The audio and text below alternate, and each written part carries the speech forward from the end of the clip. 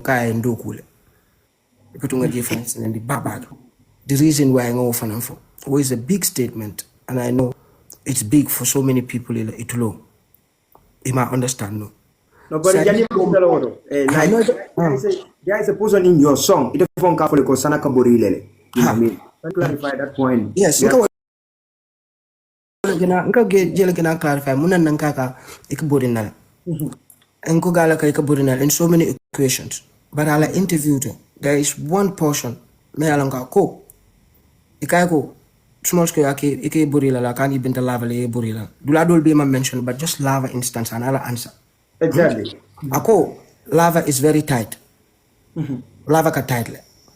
Bro, any moment nene kasi nyo, alka kuwal ka nyo. Apart from me being a big artist in Gambia, me being a big name, Tsmallz, lava data tanyawo nya nim bro. Until artist will nimbo club water, ha? Aka special na mul kalo nako, nim actually banyang area to. Menta mu club water jato. Musu beta ba artist will respect go di la bake.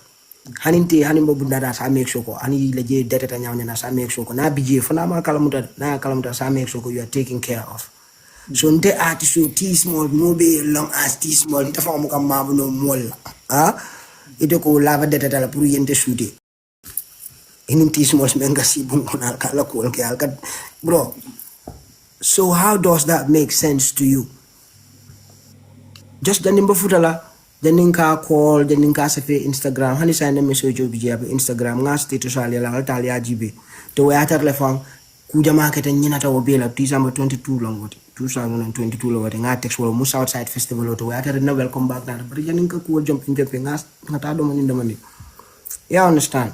So how can lava be too tight pretty and shooting? Angal la moy hakilolan. Iba mo len jibe ka me alonko artist ba ka tawlon Gambia. Iba mo le fanan jibe ka iteri malo. Iba mo le jibe ka me alonko ina ko wal kala. But ite ya jele nung in the club in those days. But in day for the juna man ta repeat la na diamo nga ndemo ka dajo tipi nga fenke nde wo for the juna ko naga ben na ke buri da fun ya ni ngala ko la data so is too tight for Tsmallz maybe too small is too black. But you approach him when you see him in love. Then you approach him ke buri ni approach nyum kana futa level nyum to daga ke buri la do biye osale na ya bandi fo duma o ka jibe o so ko nyaka boy sa nge daw so je na wala atina ndinko tonya na futa tanyi level to sana me alongo na TV ya go to this level na futa tanyi level to fo akajere ya nyina what I kula ke meja uyata. So I made my statement go what I ndo kule ni mandoku because mbo mna fonola ni man problem so de fa ya fo ko nene ni man ni problem so nene man na voice fa raise nyoka so muna na jere ko action si falke bro ana tari boy imu de na nolti ni o ken mbasi lalal ko ma fala nyim dum mun dunkel. You understand? So statement no come nga fala nyame rek mbo state auto on that period yang interview and I expressed it then mo jamaa ta in a wrong way. You understand? That sana tumala from le data bro there's some of us are in many situations like ba ma jere nga diam bari nda tumala na mfuta wa level auto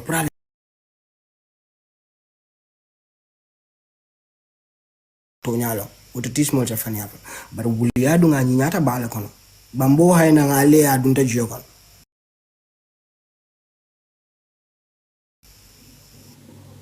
You understand? So if I die lako iko fo yaje level fo yacho like call lava title so sometimes you come on shoot you want to just make it fast like that Gana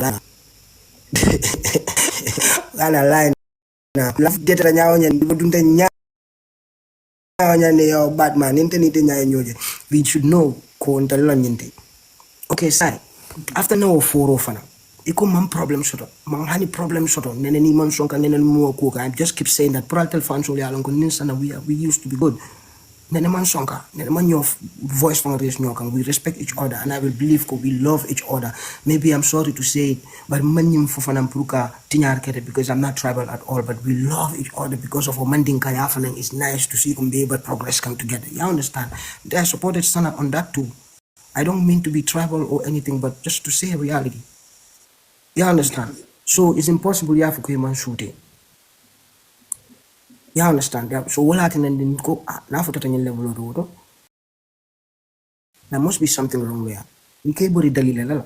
So I made my statement, you know. So more being yapitan kamfananko. Yeah, why should I say that? But what happened and then wofo. Not a nun kufana. Ya mo nying kapring interview nyum banda. If you really care, imu brother di. Huh? Ko ya men.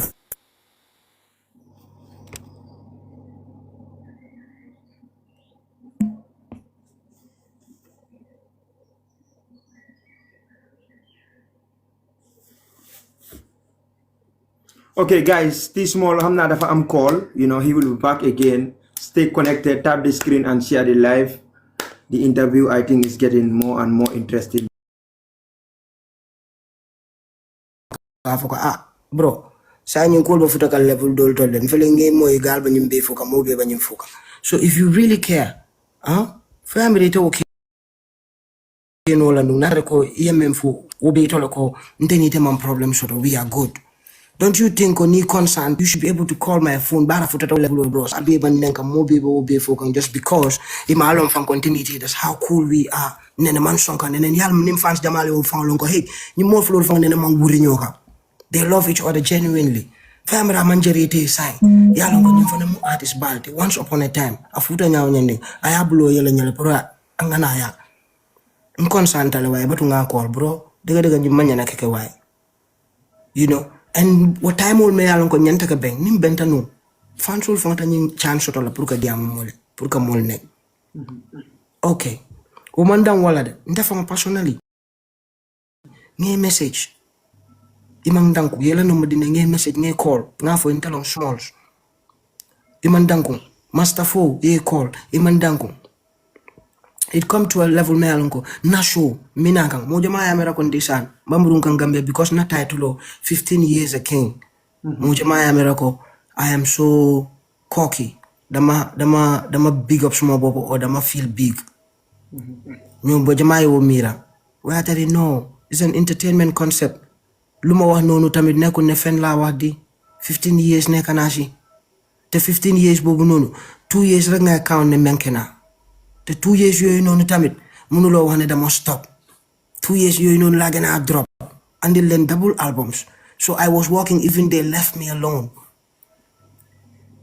Ma delu wati suma delu bi tamit filuma big the bro I call everyone call na mom ci bopam manta artist dol to fala because that's not the problem. Even artists you have the link na len moment bobu non fala woñ ma after lo legi man ma ngi cool ak artist yu non te duma la di musa mentional na sa time bo link na la fala lo ma no so Tsmallz ma ngi cool ak artist yu non legi so link na ñep def dem si ñoo xam ne ñoo dee jënd suñu ticket comme template bu fa nekk man tam ma follow the same template ñoom Fatou Camara gaa yëpp dem naa si gaa yëpp Ben Souda big up moom jënd na suma ticket si ñeneen ñi yëpp kenn dimbalewut ma that they are the same people ñu dee jënd ticket si for all of them te I follow the same template ñu nekk si industry bi yëpp du promoter man suma boppa maa job fii am xaalis spend everything si suma show boobu noonu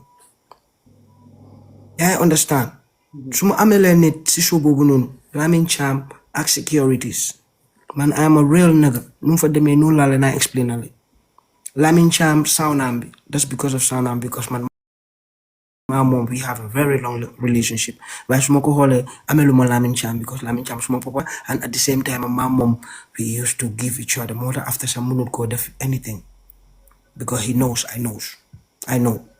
So the securities are all the people ñoo xam ne sax di nga wax ne amal na gaay te loolu tamit because show bi dem na ba fu mu em yëpp si suma poche mi janne sunkaro kana si nga ko do ki promotal be pour ale ko do so at least sunkar time wala mo be yalla ko do so do yekuke so how comes di nañ wane I feel too big. I went to all the industry people du ñoom Alhaji Mohammed to all of them. They all boycotted me because they were all scared ne Tsmallz mi ngi ñew pour ñew bëgga run industry bi wati and that wasn't the idea. I was only coming to tell you that we can do these things. Gis na lenen tamit ak lenen kay la ñu boole ko ñu gën ko mëna yobbu ci next level bi because that was the idea from the beginning. But they fight me. They make sure ne show bobu nonu mu am problem. Show bi sa am na problem am na essence problem. Why soko sété at bobu nonu tamit 5 shows you gonna big show bobu si la boka waaye benn tey suñ dee wax show bobu dañ ko dee def ni show bobu sax nit ñëwut essence amul si dëkk bi it was more than 6,000 to 8,000 people there loo xam ne du mun a hit pencame waaye suñ ko classify doo classify Smallz moom deful dara te indi history soo ko wasi books yi man rek maa dem Europe ma nekk fa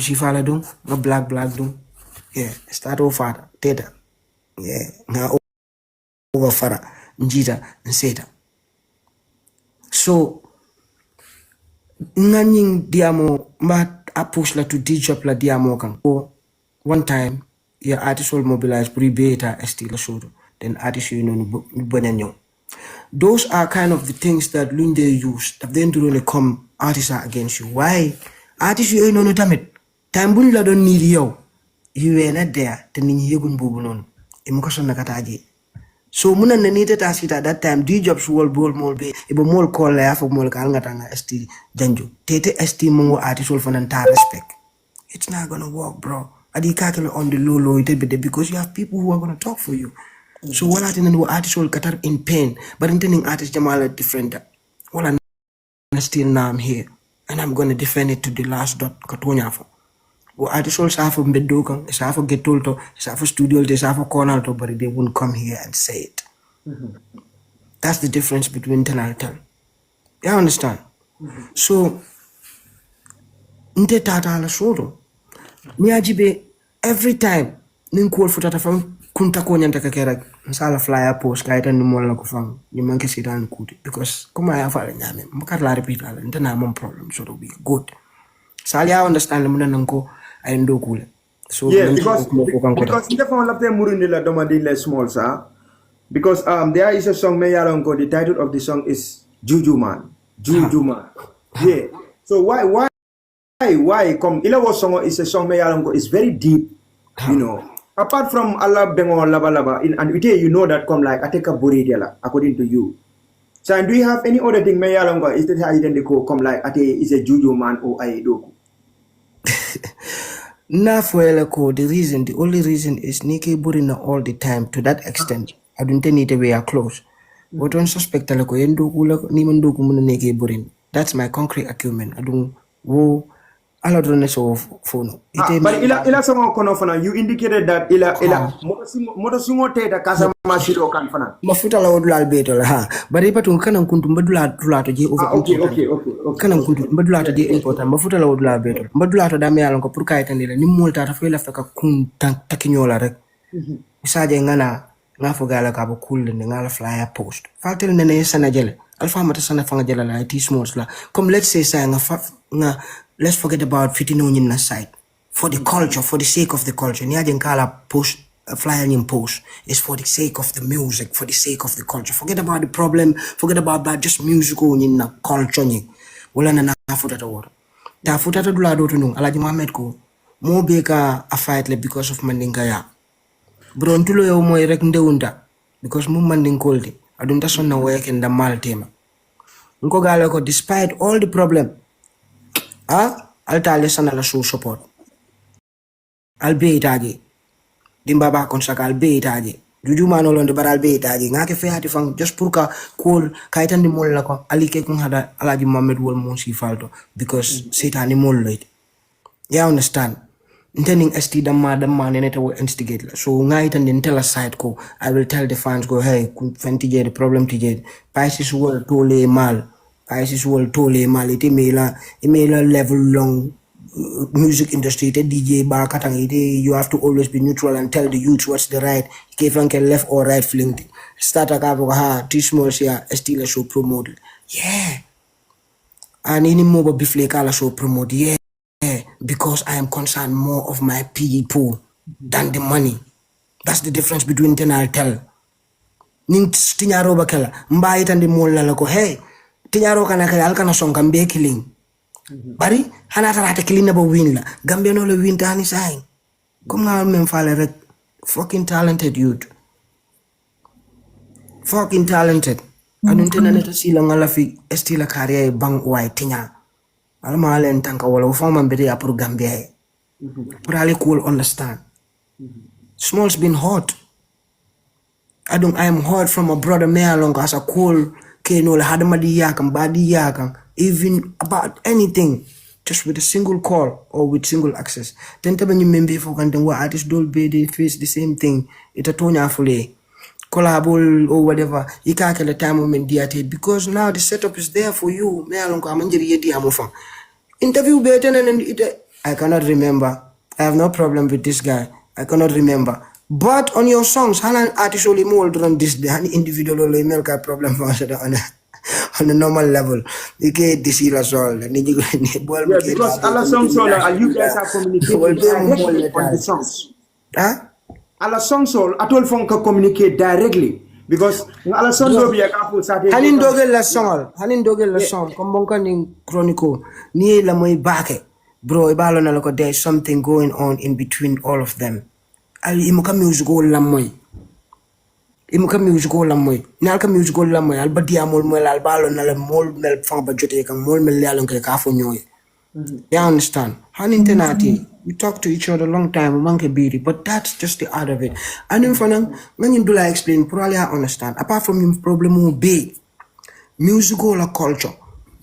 Intelba musical menkekang is an influence from Jamaicans, Americans, and now Nigerians. So a musical is dancehall, hip hop, reggae, and in Afrobeats.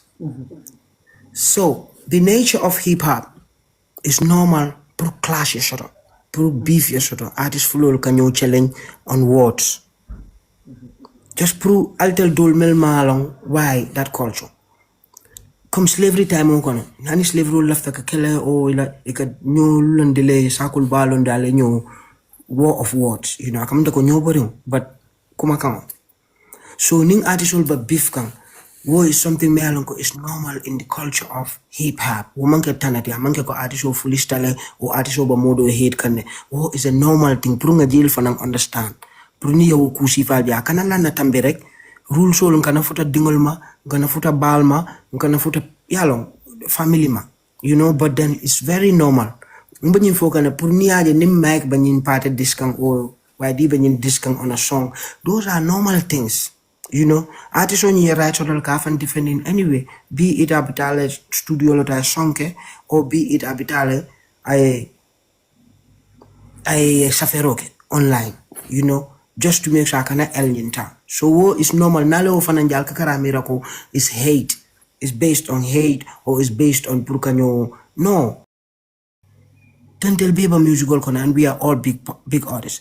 So the fear of you being in your position wala la problem odi and you are defensive with that on your songs iko itan di molo ko ha fona tata naturalized but in killing ne bijang ntelong nyinti ntelong kinti jang, you know. And in the arena kom nga explain ko nyoborin ko ni ba arena ko no nyobori mobi ka bakule mobi ba fala ntele no roke ntele nyinke ntele nyinti so ni ite ta fo wonya ni modo fana ya ta fo ko ha ntelong kinti, then there should be a competition. And then while in the music nyimba dolga, because we deal with it with emotions instead of with professionalism, with education, with trying to make money out of it. The biggest show in one of the biggest shows in Jamaica, Sting, it came out of conflicts. Vibes Cartel Movado. So wala na binite amiratismo fulis tale bini man na borati ko yolo. Vibes Cartel na borati ko yolo. Inila ko di jamal bi.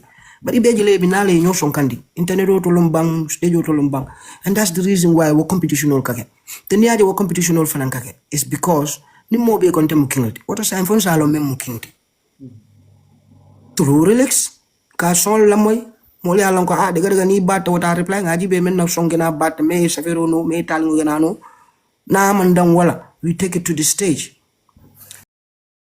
So all these things are things me alon ko anyanda ka stage learning properly with the people melba industry to alpha melbiji, but your small smutaleko atalong mo kurunguti and they put him at the side forgetting fananko small shot Rix Lesotho, unlike so many artists wala tina na hani sa album moikan wala tina hani sa Gambia album to moikan nakata moikan J because nga Rix Lesotho J I spent so much money into this thing kudol bi jenta for la fam.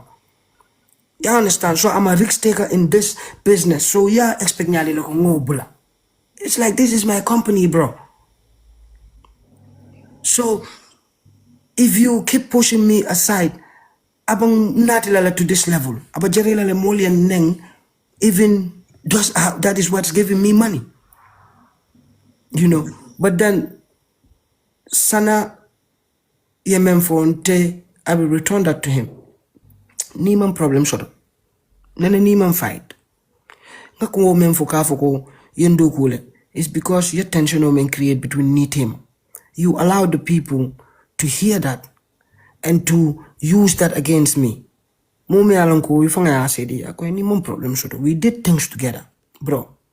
And temanta fola komngi manko lo ummi manko manta fola because ala kan mom kuo kuba kala rek asababu mulla. You understand? Kuo kuba kala rek akasababu dulala akasababu mulla kula katina naike. You know, wala na mokafo ala ni nying. You know, bari kafo ko ila music la faleo. Anila production la faleo. Ala sababu ta ko ufanang blessing on atantele bloko na adu manja ya mamuta. Ngabla. So ni fanan ta face ite yaje ko kaja firu meta.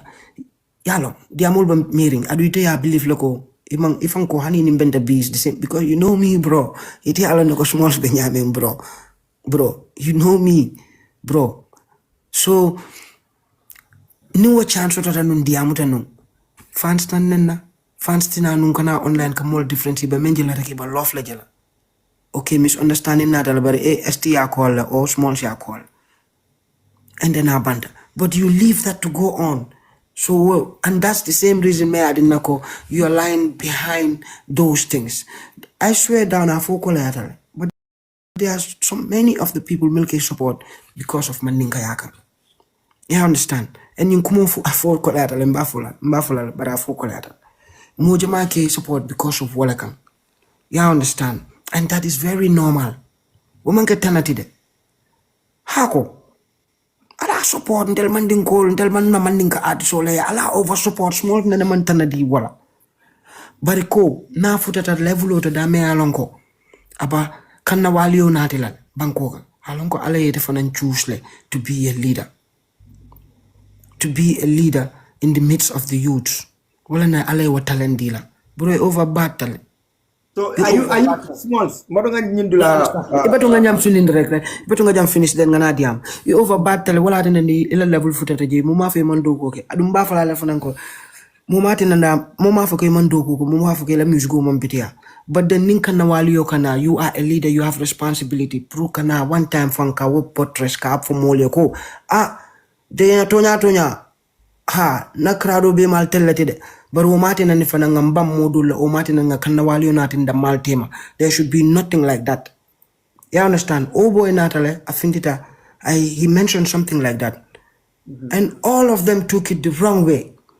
I don't oh boy mu amu leader leti almanya na kajibe at that time ko ha mandin ko labota mol kono lede no abala responsibility he's taking his responsibility. When it comes to things like this, I should be a neutral person. I should just speak the truth for my people. Because until come tell me president already. Wala na ninku keta mo bega koronda pur baro diamo. Ila wa diamo will be very important to that little kid. That little fan who is there me alonga e kanofa dofta. Baraba jerela ka kudoge. That little talk, that little moment, it's very important. So kutunkanayabla, yakutunganayakala for long time, bro. Ubla, upon DJ, people will still support you because they know your talent totally. You understand? They know ite boy hanila interview for kamol garu ha ante mukanna ko nati online ka je wol be fa ngalo kay mo le garu aleka. But you caught them to play smart on the people. You can't code le. Come on, for any moment problem so the bar mol mel be mention. Ni tata songal te wol be taso to wol be se taso to songal bala. Come bonka wol be all of them be se taso to songal. Bro okay wol mol be. And you are happy to entertain that on the songs and your fans to entertain that against those people and you come on live and you say no man problem so Baba. Nimba dadarol. Until be we are trying to enrich ourselves because you know la purka na family balloon. But in the long run, we are gonna be leaders. And kana song, member sama tinyale, we dia be sama tinye. The same people who let me know Murunde come now. I'm talking to you. Come imagine like a chance man in a prunga sing a diam. Adu momo is small slow yalan and dokoma lombang. Ibambala na friend lombang. When I talk to you like this. That the lempa mun no witness later. For nakalaf ka fight. Adam main dali. Midam. Yama bukan awahlan. Yeah, my bugona walena kay about these tribalism things bu nga xamanteni laal nga ko tuuti about mandinka yateng, you know. Parce que nga moy adis jamal fana be nyim fo kan ko bonko ya fo le broke ya fo Tsmallz ya fo obo ya fo and killer is, you know, mean. But where do you guys base like this tribalism in Gambian music industry? Can you elaborate more so that people who understand how comes? Because Jere is not a Mandinka attack, also the same thing, our Gambia, you know what I mean? And all these people are... Bro, I take you back. Lolo musuta amnyunsun industry. Okay. Nte mu mandinkolti, mandimuru mu mandinkolti, ji musurualti, nyendomu nyeneti, wol nene man soton tella industry to bro. Until we used to support each other. We love each other. We don't have those differences. You understand? We futata nying eral to sign. And that's because of Maf ST Ali pay attention. Akanabura combattle akiuskal. But about fan show lebala and in some individuals. Alaji Mohammed la was statement. Don't you think it's enough? Pruka wo trigger. Ika ST fired man ninka yalakan. That's true. Bro, nika tunya fe keke kuiba membaramala imu fani ya fulad. Yeah. You understand? You are still a liar. O statement or drunk, so ndeka memfo. Pralka understand your state, your purpose, your position. And the same thing no angala sort of Pisces here. And maybe even DJ Fireman. Alkala role understand in society. Alkala long alamal bless. Can you position all diala for nothing to fool the people? Alke careful alka memfo. Ite mu alaji mankati, ite Muhammad, ite amira idoyatal. Ite malonko ila kumakang is very important in society. Yalo the way more mindset said gel poison. How much mindset did it poison to 5 foot at any level? And you cannot blame those kids. Of course, it will be my concern to go there. So you cannot blame those kids. It's what is taught to them. Ye karandi walla. Ye poison walla. And they are diehards. Alongo artiso moka lafle ya fa artiso e ka kanu lafle lafla ka yalo mo jelle mbane nka jelle la lafam bi ko ka understand la ko fana ngalo ne mo len kanu lafle ka lafka fanye. So I don't blame those people. Billahi wallahi tallahi. Ni ne mbane ne nga hako bo ndiye because I know you was a lost one. Ye feeling the that's how they poison your mind, putting hate. You know, so those statements were very strong statements. Mela lonko, I could jamala dundi nyokon. We should have been careful to do that. And nkawale fotenko, you being the big man of the whole thing. Ikenya kasi wo situation olla. Boy, you are in position, bro. Afa hey, no alaji manka. Nkano sifal instigate. Even if that is your thing, ikayla cool ka wanya pride big. Even later wall come out. And tell the people go no more support. Until we mukilinate unity. Let's not even say that. This is music. So to answer the question, be like Lolo Dina. And Bunna Hante. It's the same thing comes in when Jumal Mukata Morial. Gambian tell Beleka Morial. Jumal Mukat. More Belekake. So last year no, one funny bro. Nka wala explain it. Wala nyanta kaita ndi mola ko. There is something menka ke mea lonko estimu ka befo. Adung ale choose the creator position or so sometimes you need to say it now for that level dolto. Iko mukata moriala jumala balala wala you know. Wo mu personal thing le fangti. I understand. But funny because he lost all to it, you from way back. I'm getting over. Somebody is enough for you guys for that. I don't need to talk about those things. Boy, bro. I understand. All of us. I understand. Gambia lo woti boy be fankela ko ni ene ma jole fo bari nyani bi fang maybe member ni jibe kam fanga fang bota moro ya ni e fan lo be blos kanisan. You understand? So it's a normal thing me along ka Gambia. So let's not pretend like one in mukasoto. You understand? Ni I just connect bota je the next day tara moro ya ga nga kulol te wa. Alal ka surprise lang ka kol fang lo nyal. You understand? Abene bunda dara konkoro jumal be. It ada jumal ya. You know, but then fuck it. That's not what we are talking. We are saying need that momo sitano je taje yela career push. It's normal. You know, but wo kana ke confusion o ko inte bo condemn Canada. No. And to ko akan sa memorial. The reason why I say that Salia Wallan is because I keep boring na dada. The phone was saying that Malco lava detetal, but lava detetal now and is a small shoot no more. So wo just adum dula sinya jamala keta. But lava alem mako ako lava detetal. Amante shoot more or amante. So what is enough evidence kaitan dalaga ke burele. So what if a reason in Talankako I can do cool. So that's why I said that. Probably understand, you know, but mo bele kata J. And then we start ning industry kutol. Until that time tell mo nung boy bro. Until na naman tagi. Until that time. Until mo nung tell ba until kana nyo kan boy madula kile ninyo na susitan kata nyo kan boy. We support each other mo la funding ata na yo. You know. But that start to happen now. Saya mobile along ko fanko. Danga wara o ninyo pero nyo si estari. Ikaso sa tunola kang mulbe diktal kan. Damal si pabi, damal si kimola oil net, kimola oil net. So luta ngena pretend and lolo amut. You know. When they pretend they come you know amut. You know am them to you nyufa. I'm not saying ne kundi wane mantara fo kan ko manya nakake. Nying cool. Musical be wanyal. It's not only Gambia but Dawada. You know. They make things to make it happen, to keep going. You know? Okay, Tsmallz. maa ngi ñëwaat de bi moom danga maa balal am na benn song boo xam ne ni is called Criminal Public Enemy #1